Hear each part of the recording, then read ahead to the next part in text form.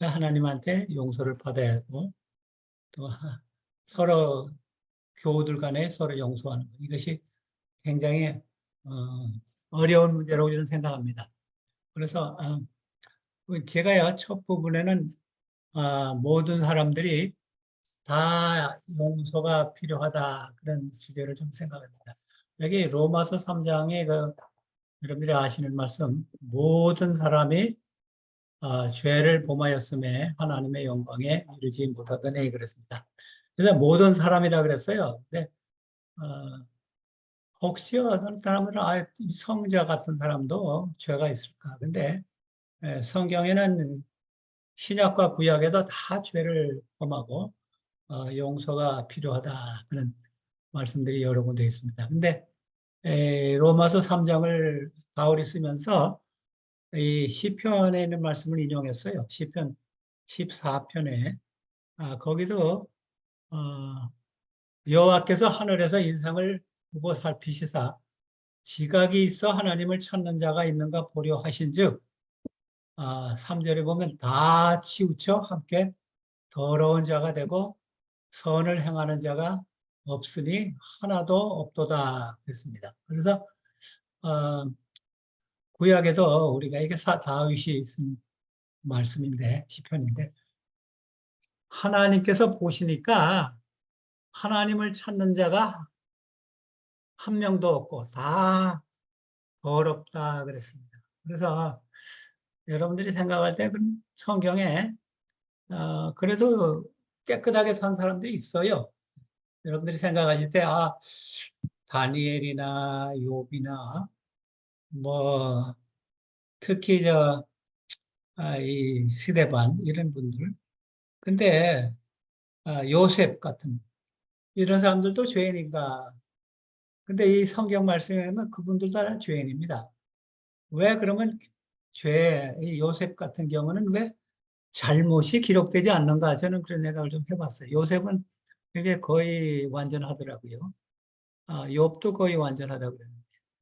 근데 제 생각에는 요셉의 경우에서는요, 요셉이 예수님을 표상하기 때문에 죄를 기록 안 한 것 같아요. 있긴 있는데, 왜냐하면 요셉의 생애가 그 창세기 저는 요셉이 창세기에 나타난 예수님이라고 저는 그런 이야기를 자주 하는데, 왜냐하면 요셉의 생애와 예수님의 생애가 유사한 것이 굉장히 많습니다.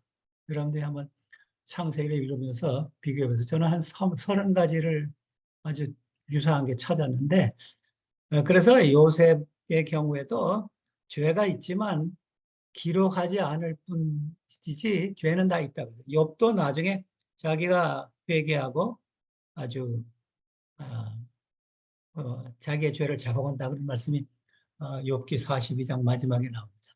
그래서 다 죄인입니다. 저도 죄인이고 여러분들도 죄인이고 뭐 다소의 차이가 있겠지만은. 근데 사도 바울이요 굉장히 좀 이상한 말을 했습니다. 사도 바울이 디모데전서는 여러분들이 아시는 바와 같이 디모데전서, 디모데후서는 사도 바울의 그 마지막 편지서입니다. 14개. 근데 자기가 마지막 편지서를 쓰면서 이런 말씀했어요. 미쁘도다. 이거는 트러스월티 해가지고 하나님은 신뢰하실 만한 분입니다. 그런 뜻입니다. 모든 사람이 받을 만한 이 말이요. 그리스도 예수께서 죄인을 구원하시려고 세상에 임하셨도다, 오셨도다 이거죠. 하였도다. 죄인 중에 내가 괴순이라 그랬어요. 근데 왜 사도 바울이 자기가 그 일생 동안 하나님의 사업을 하고 마지막에 이런 말씀을 했을까? 그런 생각해 보셨어요? 이게 여기는 NIV는 I am the worst sinner 그런 나는 최고 나쁜 죄인이라.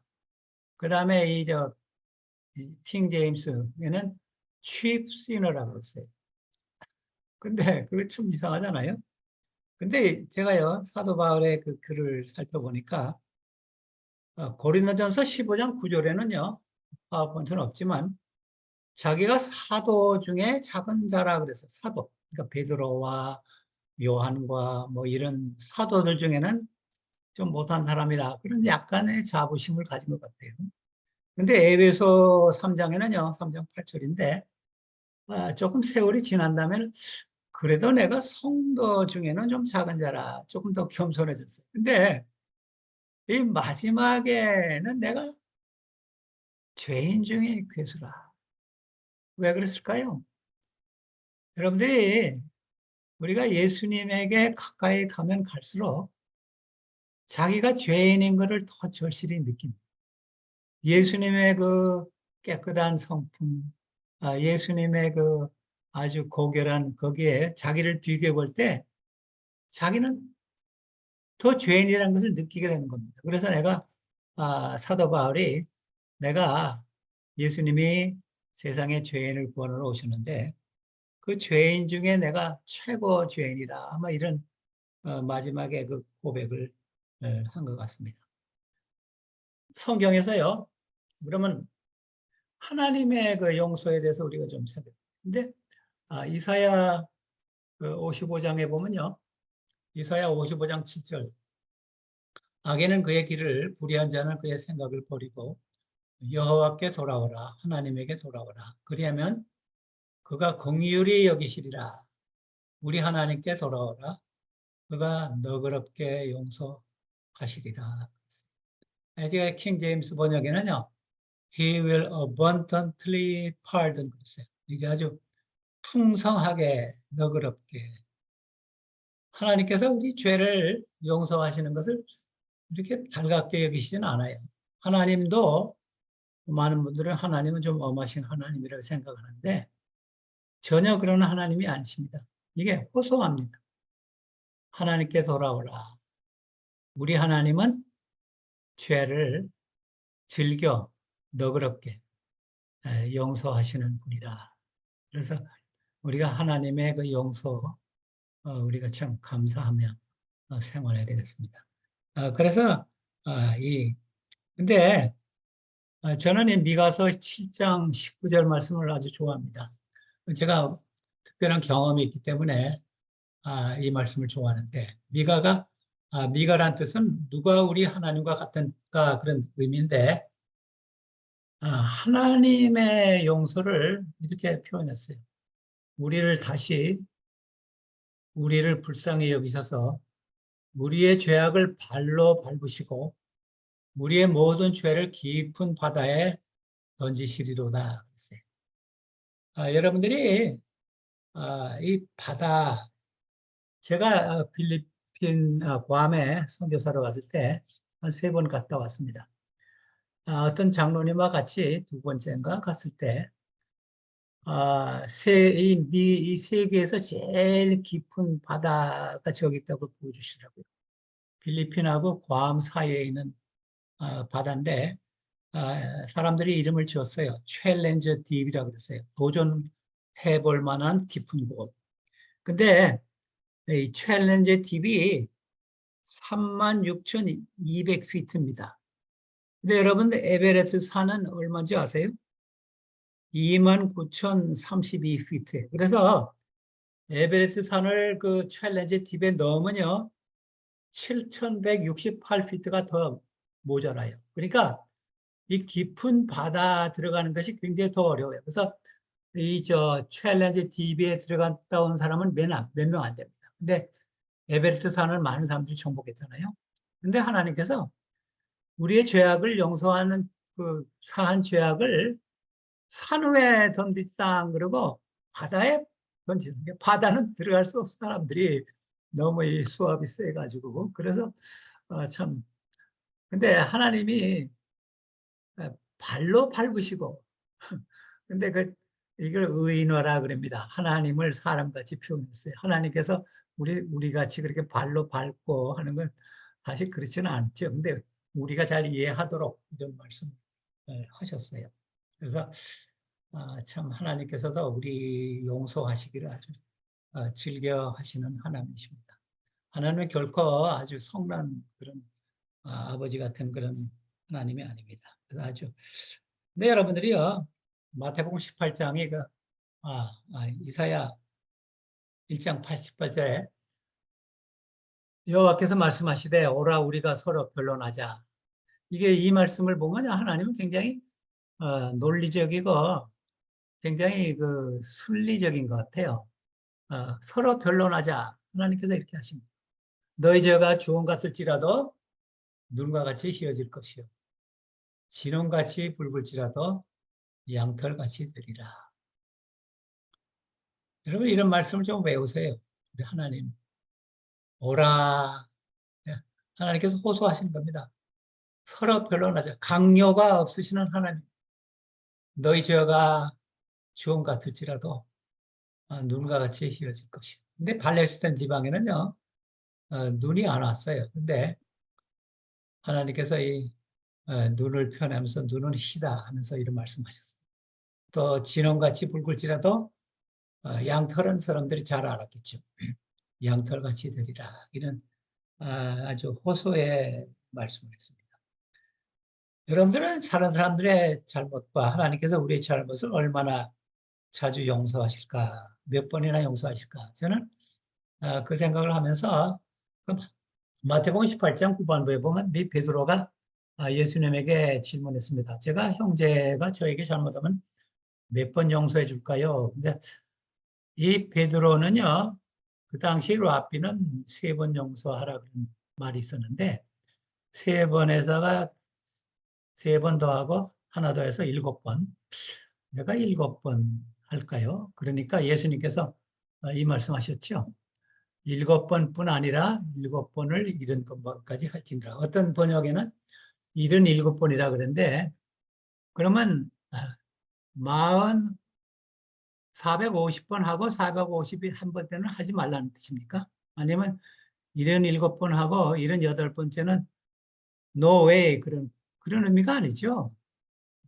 무한적으로 용서해 주라. 우리 형제들을. 이게 이제 7번에 70번은 460에서 끝나라는 것이 아니라 계속해서 용서하라. 그런 의미가 있습니다. 그래서 우리가 참 용서하는데 좀 인색해서는 안 됩니다. 내가 그 사람 몇 번 용서했는데 no more 그렇게 해서는 안 돼요. 예수님께서는 끝까지 용서해 주라. 근데 여러분들이 저도 이런 생각을 좀 해요. 우리가 생각나는 죄는요, 우리가 하나님에게 용서를 구해요. 근데 생각나지 않은 죄는 어떻게 할까? 그런 생각을 좀 가끔 하는데, 어떤 분들은 그래요. 제가 그런 얘기 많이 들었어요.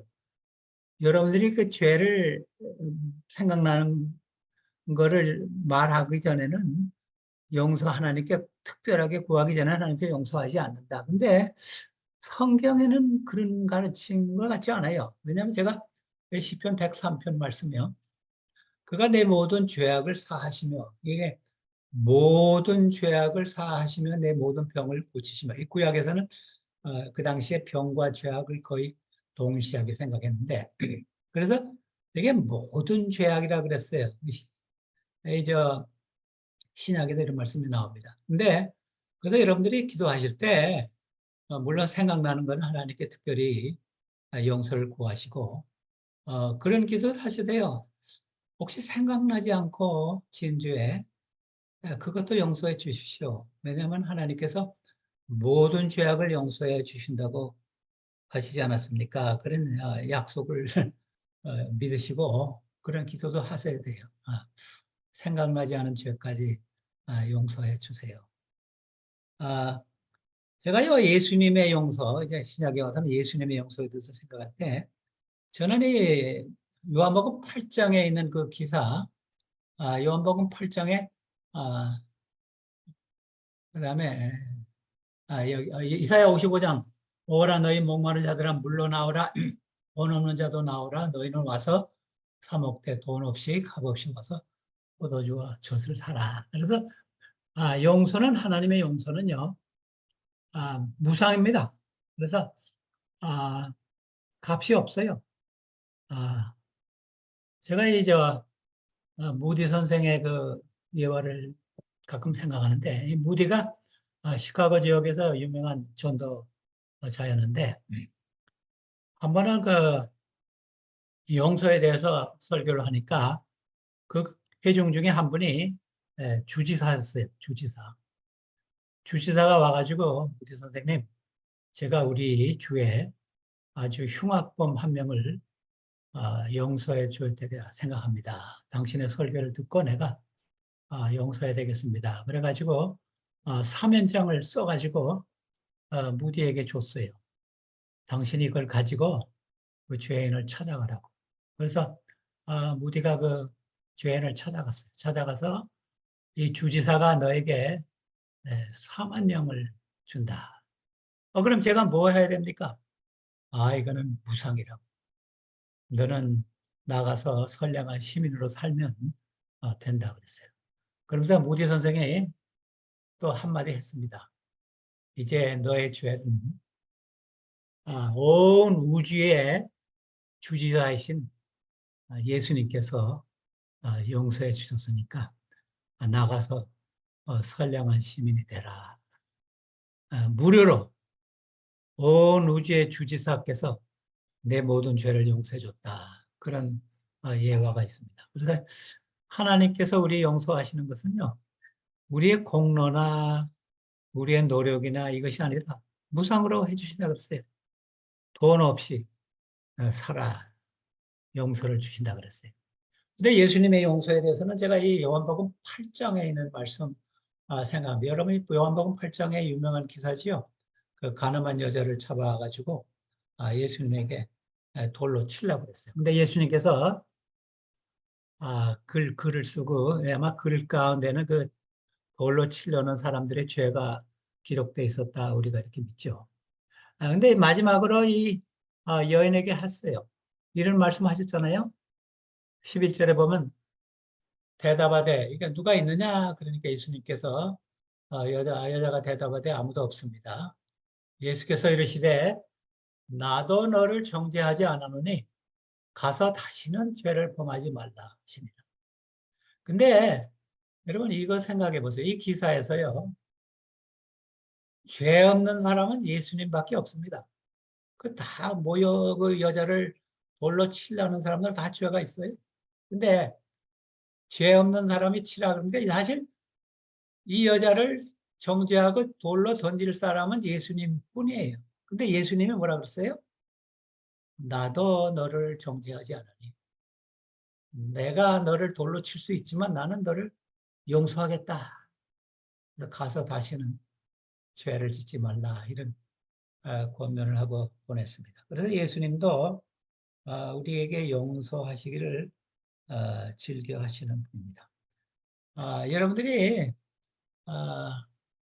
그저 중풍병자 이야기 아시죠? 마가복음 2장에도 나오고 마태복음에도 나오는 기사인데 그 중풍병자를 네 사람의 친구가 그 지붕을 뚫고 내려왔어요. 내려왔을 때 예수께서 그러니까 5명이죠. 그러니까 네 친구하고 그 환자 그 5명의 믿음을 보시고 이 말씀 좀 재밌잖아요. 믿음이라는 것은요 보이는 거예요. 많은 사람들이 믿음이 안 보이는 것으로 마음속에 있는 것으로 생각하는데 이 말씀 보면 예수께서 믿음을 보시고 그랬어요. 중풍병자에게 이르시되 소자야 작은 자야 내 죄 사함을 받았느니라. 그러니까 예수님은요 이 환자의 병보다도 이 죄 사함에 대해서도 관심이 많으신 것 같아요. 믿음을 보시고 그래서 우리가 참 믿음으로 행하면 예수님께서 회개하면 회개라고 생각할 수 있죠. 믿음이 즐겨 우리를 예수님도 죄를 용서하시는 분이라. 여러분들 제가 지난번에 한번 그 설교했죠. 예수님의 십자가의 상에서 7마디. 그 중에 하나가 이거죠. 누가복음 23장 34절입니다. 그 강도에게 하신 말씀 있죠. 회개하는 강도에게. 예수께서 이르시되 아버지 저들을 이거는 그거죠. 예수님을 못 박는 사람들에게 저들을 사하여 주시옵소서. 군인들에게 하신 말씀입니다. 자기들이 하는 것을 알지 못함이니이다 하시더라. 그들이 그의 옷을 나눠 제비를 뽑았다. 근데 저는 예수님의 생애가요, 시작부터 끝까지 용서의 그 생애로 봅니다. 왜냐하면요, 이거 예수님께서 마지막에 기도하셨잖아요. 군인들에게 군인들을 위해서 저들의 죄를 용서해 주십시오. 근데 예수님께서 탄생하기 전부터 마태복음 1장 21절이죠. 그 이름을 예수로 하라. 그는 자기 백성을 저들의 죄에서 구원하십니다. 그 마태복음 1장 21절. 그러니까 예수님이 탄생하시기 전부터 예수님의 사업은 용서의 사업이라 그렇게 말씀하신 겁니다. 마태복음 1장 말씀이. 그 다음에 마지막에 예수님이 돌아가시면서 군인들을 위해서 자기 못 박는 군인들을 위해서 죄를 용서하여 주십시오. 그래서 예수님의 생애 전체가 그러니까 뭐 중간중간에도 다 예수님께서 용서 안 받았다. 아까 그 중풍병자에게도 죄 용서 안 받았다. 그래서 계속 용서에 대한 물론 그 용서가 죄 용서가 구원과 관련이기 때문에 그런 말씀하셨죠. 그래서 참 이것이 참 용서가 예수님의 생애의 그 이 하이라이트라고 볼 수 있고 우리 생애에서도 그렇게 되어야 합니다. 여러분들이 그 주기도문을 어떻게 생각합니까? 주기도문. 여러분들이 주기도문을 자주 하세요? 저는 우리 가족에서 주기도문 아침 저녁에 하는데 그리고 주기도문이 7가지로 딱 되어 있는데 그 중간에 가면요. 중간에서 약간 지나면 이제 이 말씀 있잖아요. 우리가 우리에게 죄 지은 자를 사하여 용서하여 준 것 같이 우리의 죄를 용서하여 주시옵고. 이 기도 드릴 때 어떻게 생각하세요? 떳떳하세요? 아니면 뭐 문제가 없으세요? 저는 이 기도 드릴 때 약간 좀 길티 필링 같네. 죄책감도 가끔 느껴요. 내가 다른 사람의 죄를 용서하지 않았나. 근데 이 주기도문에서요, 예수님께서요, 이 주기도문 가르쳐 주고 13절에 마태복음 6장 13절에 주기도문이 끝나잖아요. 그 다음에 14절, 15절에요. 예수님이 이 말씀하셨어요. 저는 이 말씀을 보면서 왜 주기도문을 하시고 이것을 또 다시 한다 이런 생각을 하세요. 왜냐하면요. 이 주기도문 중에요. 이 아까 읽은 12절 말씀이 제일 어려울 것 같아요. 그래서 다시 이것을 설명했어요. 그래서 13절까지가 주기도문으로 끝나고 14절, 15절이 다시 예수님이 설명하셨어요. 왜냐하면요. 이게 제일 어렵기 때문에 그랬어요. 그래서 14절, 15절에 예수님이 다시 붙이셨어요. 13절에서 주기도문 끝나고 너희가 사람의 잘못을 용서하면 너희 하늘 아버지께서도 너희 잘못을 용서하시려니와 너희가 사람의 잘못을 용서하지 아니하면 너희 아버지께서도 너희 잘못을 용서하지 아니하시리라. 왜냐하면 어렵기 때문에요. 여러분 독일 나치 시대요. 이 코리 텐 붐이라는 그 화난 여자가 있었는데 이 여자가 자기 그 언니 벳 코리하고 벳이 그 독일 그 나치 수용소에 잡혔어요. 잡혀가지고 모진 고생을 했습니다. 그리고 자기 그 시스터는 죽었어요. 죽고 이 사람은 나왔어요. 나와가지고 크리스찬이기 때문에 코리텐 분이 세계적으로 다니면서 전도하고 그랬어요. 근데 한 번은 자기가 용서에 대해서 설교를 하고 이렇게 나왔어요. 나오는데 이 문간에서 악수를 하는데 자기를 고문한 그 독일 그 게스타포 그 경찰이 있는 거예요. 근데 자기 그 수용소에 갇힌 여자들을 빨가벗기고 행진하게 하고 막 고문하고 웃으면서 하는 그 군이네. 이거는 자기 용서하기는 너무 어려운 사람이에요. 근데 그 사람이 악수를 하자고 나는 이제 크리스찬이 됐습니다. 그러니까 이 사람의 마음에 갈등이 있었어. 내가 손을 내밀어야. 근데 갑자기 아까 이 말씀이 생각났어요. 너희가 사람의 잘못을 용서하면 너희 하늘 아버지께서 너희 잘못을 용서하시려니 너희가 사람의 잘못을 용서하지 않으면 하나님도 용서하지 않겠다. 이 말씀이 딱 생각이 나가지고 또 근데 그 군인이 무슨 말을 했냐면요. 우리 자매님께서 말씀하실 때 미가서 7장 19절 말씀을 하셔서 감사합니다. 우리 죄를 깊은 바다에 발로 밟으시고 던진다. 그런 말을 하는 거예요. 그래서 자기가 기도하면서 자기 손을 한참 머뭇거리다가 내면서 그 군인하고 악수했다. 그런 말이. 근데 용서가요, 이렇게 힘든 겁니다. 그렇게 훌륭한 그리스도인도 그 사람을 용서하기가 그렇게 어렵습니다. 그래서 여러분들이 참 우리가 용서의 삶을 살아야 합니다. 근데 우리가 제가 지금은 이런 얘기 좀 해야 되겠어요. 근데 우리가 죄를요, 하나님께 용서하고, 뭐 형제에게 잘못을 용서하더라도 어떤 때는 그 용서했다는 것을 믿긴 믿지만 그 죄책감이 자꾸 들어요. 여러분 그러지 않으세요? 저는 그런 경우 많이 했는데. 내가 그 옛날에 그 잘못한 거 자꾸 기억이 나요. 근데 그런 예가 성경에도 있어요. 창세기 50장은요. 요셉의 그 마지막 이야기인데 그 요셉이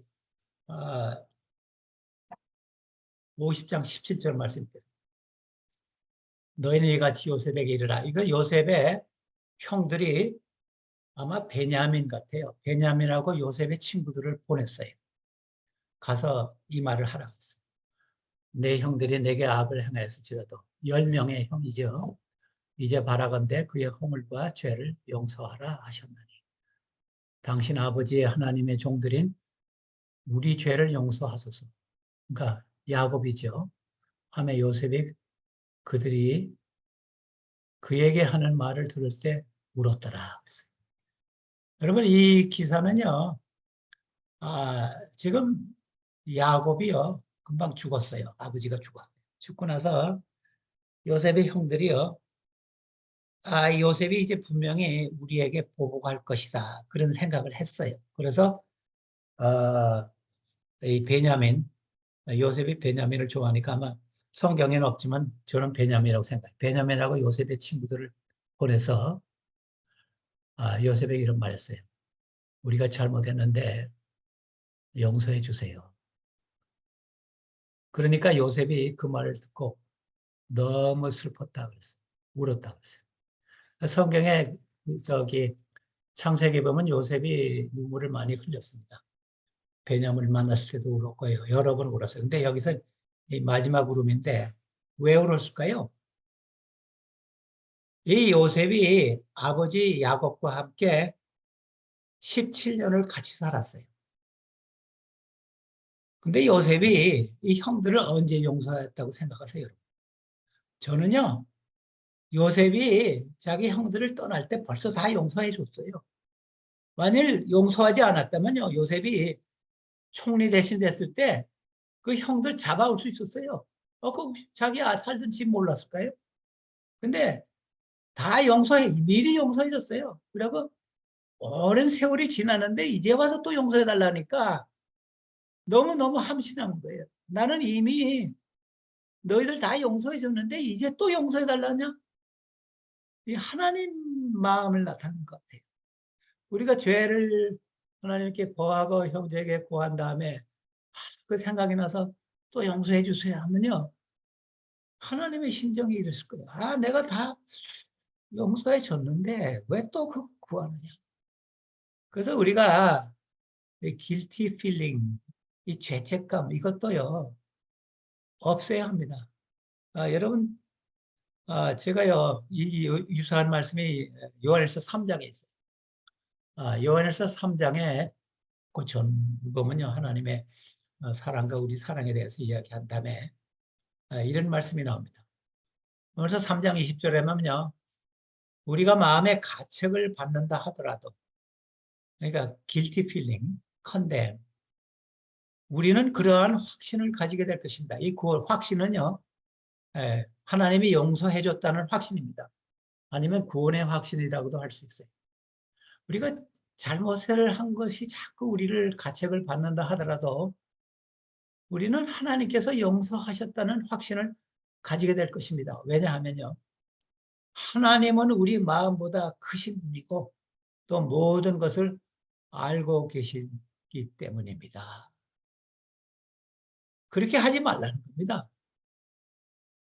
하나님께서 우리 죄를 용서하신 것이 확실하니까 너무 이 죄책감 갖지 말고 살아라. 마음 편하게 살아라. 왜냐하면 하나님은 우리보다 아량이 크시고 마음이 크시고 사랑이 크신 분이기 때문에 참 구원의 확신을 가지고 용서의 확신을 가지고 살아라. 그런 말씀입니다. 제가 이 말씀 참 좋아합니다. 여러분들도 이게 저 새 번역이 잘 됐어요. 그리고 히브리 12장에는 그 전절에는 우리가 다 화목하게 지내라. 하나님과 성도들과 화목하게 지내라 하는 말씀 한 다음에 이 말씀 하셨어요. 너희는 하나님의 은혜에 못하는 이르지 못하는 자가 없도록 하고 또 쓴 뿌리가 나서 괴롭게 하여 많은 사람이 이로 말미암아 더럽게 되지 않게 하며 여기 이 쓴 뿌리라 그랬어요. 비를 루트 쓴 뿌리. 쓴 뿌리가 무엇일까요? 쓴 뿌리가 형제들 간의 그 전체를 하면요. 형제들 간에 화합하지 못하는 게 쓴 뿌리예요. 그 다음에 이 자기 죄책감. 이게 쓴 뿌리라고 저는 생각합니다. 그래서 이것을 쓴 뿌리가 나서 괴롭게 하지 말라고 했어요. 근데 많은 사람들이요. 이름 못 봤어요. 어떤 장로님 부인인데 그 자녀 아들이 미국에 가서 잘 되기를 바랐어요. 근데 잘 되지 않았어요. 뭐 어디 우리 자녀들이 다 뭐 의사고 뭐 다 변호사고 다 치과의사가 됩니까? 근데 그거를 액셉트 해야 되는데 받아들여야 되는데 계속 그거 죄책감을 느끼는 거예요. 내가 애를 잘못 키워서 애가 이렇게 훌륭한 사람이 못 됐다. 그래가지고 나중에 정신병자가 되고 난 다음에 돌아가시더라고요. 그래서 제가 이것은 그 사람의 쓴뿌리구나. 나중에 병이 괴롭게 해서 병이 걸려서 돌아가셨어요. 남편은 지금 살아있는데. 그래서 참 우리가 하나님께서 죄를 용서해 줬으면요. 우리 형제와 사회에서 죄를 용서했으면 그것을 끝나고 그걸 괴롭게 하지 말아요. 그럼 우리가 죄를 어떻게 용서할까? 이제 하나님께서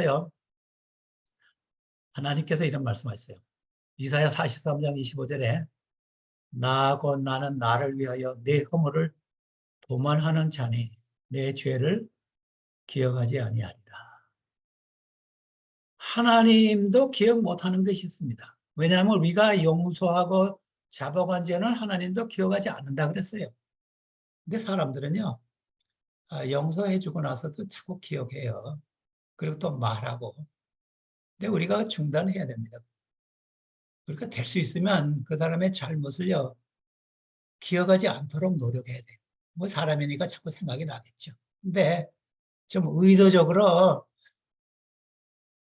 그 사람의 장점을 자꾸 기억하라고 그랬어요. 그 사람이 옛날에 잘못한 거, 지금도 어떤 분들 말하면 수십 년 전에 잘못한 거, 그거 자꾸 꺼내더라고요. 다른 사람이 나에게 얘기했다. 근데 하나님도 기억하지 않는 것을 왜 우리가 기억합니까? 우리도 잊어먹으려고 좀 인간적으로 노력하세요. 그래서 참 우리가 이런 면에서 좀 약해요. 다른 사람의 잘못을 자꾸 되새기고 말하고 퍼치고. 근데 우리가 하나님도 잊어먹는 것을 왜 우리가 자꾸 그래서 그 다음에 용서를 할 때요. 아까 제가 말씀한 대로 마태복음 18장이 유명한 용서의 장인데 내 형제가 죄를 어, 범하거든 가서 너와 그 사람과만 상대하여 권고하라. 만일 들으면 내가 그 형제를 얻을 것이요. 여러분 이 말씀 잘 보세요. 이 말씀이 무슨 의미냐면요. 여러분, 피차 형제들 간에 잘못이 있으면요. 가해자가 먼저 가랍니까? 당한 사람이 먼저 가랍니까? 여기 보면요. 이 말씀을 자세히 읽어보면요. 당한 사람이 먼저 가서 그 사람 만나서 서로 이야기하라.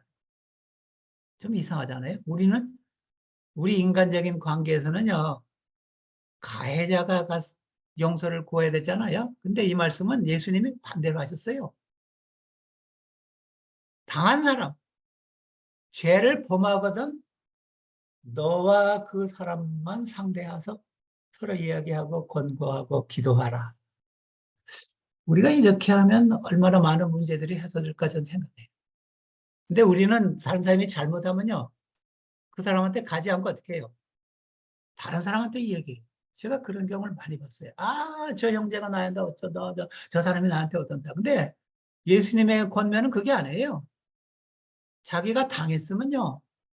자기를 가해한 사람을 찾아가서 그 사람하고 좀 해결하라.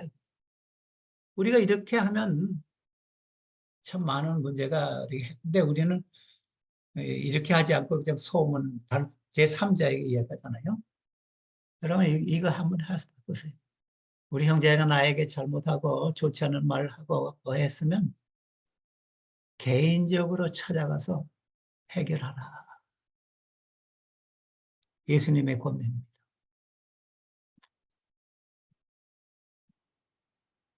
근데 우리가 이렇게 해야 돼요. 예수님이 마태복음 18장 제일 마지막에 너희가 각각 마음으로부터 형제를 용서하지 아니하면 나의 하늘 아버지께서 너희에게 이와 같이 하시리라. 우리가 용서를 하되요. 마음으로 해야 합니다. 진정한 마음으로 아 용서해줬어 용서해줬어 그러고 생각하지 말고 이게 마음으로부터 형제를 용서하라고 했어요. 마음. 참 어려운 말씀입니다. 진정한 마음으로 용서하라 그랬어요. 우리가 잊어버리고 마음으로 용서하고 이런 경지에 도달해야 합니다. 제가 이 결론적으로 용서의 그 효과, 용서의 축복에 대해서 좀 얘기해서 요한복음 4장이 그 사마리아 여인과 예수님의 대화인데 여러분 이 기사를 어떻게 생각하세요? 요한복음 4장 28절에 그 여자가 물동이를 버려두고 동네에 가서 사람들에게 말했다고 했어요. 왜 이 여자가 물 길러 왔는데 정오에 물 길러 오는 사람이 없었습니다. 그 당시. 왜냐하면 이 여자는 좀 수치스러운 사람이에요. 결혼을 6번 한 사람이에요.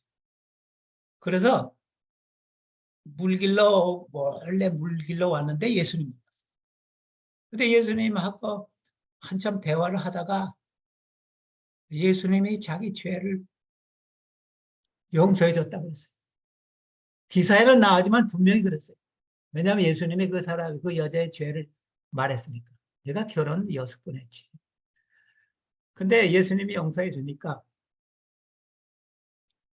너무 기쁜 겁니다. 그래서 자기가 물 길러 온 것을 버리고 동네에 가서 내 죄를 용서해 준 예수님 만났다. 메시아를 만났다. 그렇게 하는 겁니다. 그래서 자기가 물 길러 온 것을 잊어버리고 동네에 뛰쳐나갔다. 그래서 우리가 사람들과 용서하고 하나님에게 용서를 받으면요. 우리에게 기쁨을 가져옵니다. 그래서 이 사람이 기쁘게 예수님을 선전했다. 그 다음에 잠언에는요. 28장 13절에 자기 죄를 숨기는 자는 형통하지 못하나 죄를 잡아가고 버리는 자는 불쌍히 여김을 받으리라. 그래서 이 말씀은요.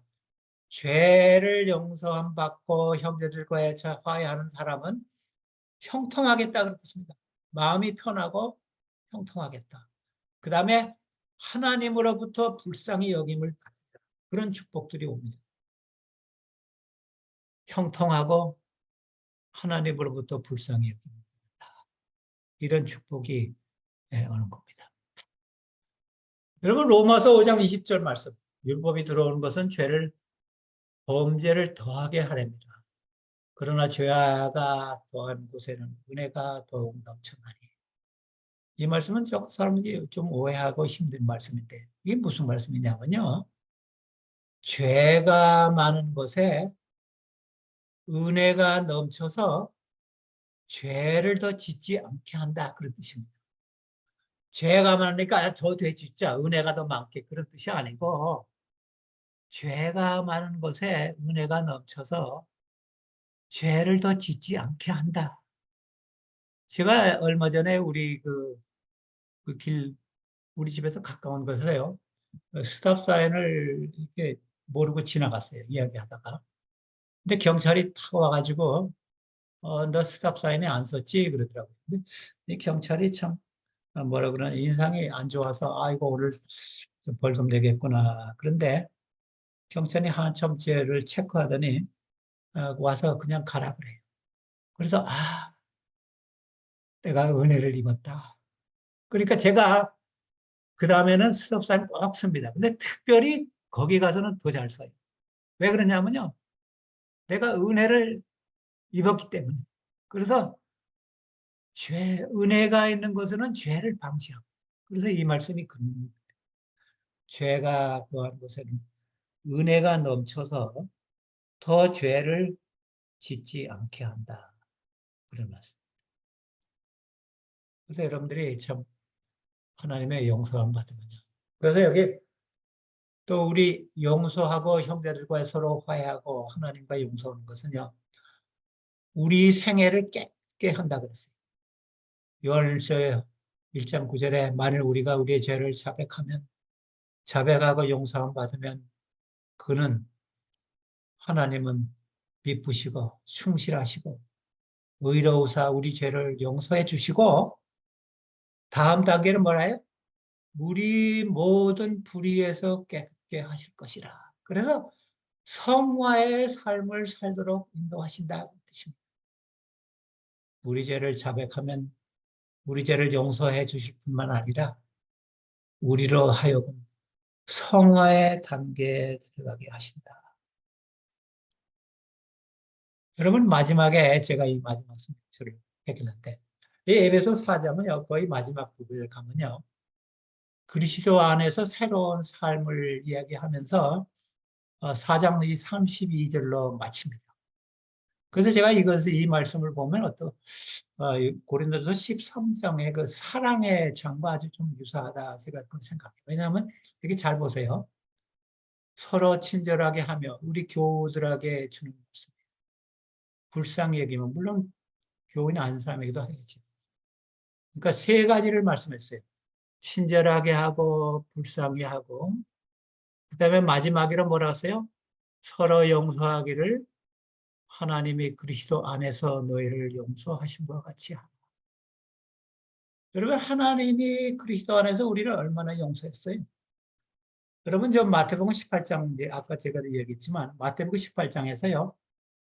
그 주인이 그 농장 주인이요. 그 주인이 그 죄인을 10만 달란트 용서했습니다. 만 달란트. 근데 만 달란트는요. 그 당시 그 한 달란트가 6천 데나리온인데 만 달란트 곱하기 6천 하니까 6천만 년 날 동안 일을 해야 갚을 수 있는 것입니다. 그러니까 한 데나리온이 하루 품삯입니다. 그래서 이 주인이요. 이 사람 6천만 년 날 동안 일할 것을 용서해 줬어요. 근데 이 사람이 나가가지고 자기한테 100다나리온 빚진 사람을 감옥에 넣었어요. 100다나리온은요, 석 달만 일하면 갚을 수 있는 거예요. 그래서 우리가 참 하나님이 그리스도 안에서 우리를 용서해 준 것은 이렇게 엄청난데 우리가 형제들 사이에 자꾸만 잘못을 가지고 형제를 감옥에 넣는 것이 어떤가. 그래서 이 말씀은 그래서 이 고린도서 13장에도 그 세 가지 말씀하면서 끝나죠. 믿음과 소망과 사랑 있을 것인데 그 중에 제일은 사랑이라. 제가 이 말씀을 생각하면서 그렇게 생각했어요. 친절하고 불쌍히 여기는 것, 서로 용서하는 세 가지가 있을 것인데 그 중에 제일 1은 용서하는 것이라. 고린도서 13장 말씀 가지고 그렇게도 생각해 봤습니다. 우리 사랑하는 우리 세연교회 칼가리 교회 여러분, 우리가 하나님으로부터 이런 엄청난 용서를 그리스도 안에서 받았으니 서로 친절하게 하고 불쌍히 여기면서 용서하시는 생애를 사시길 바랍니다.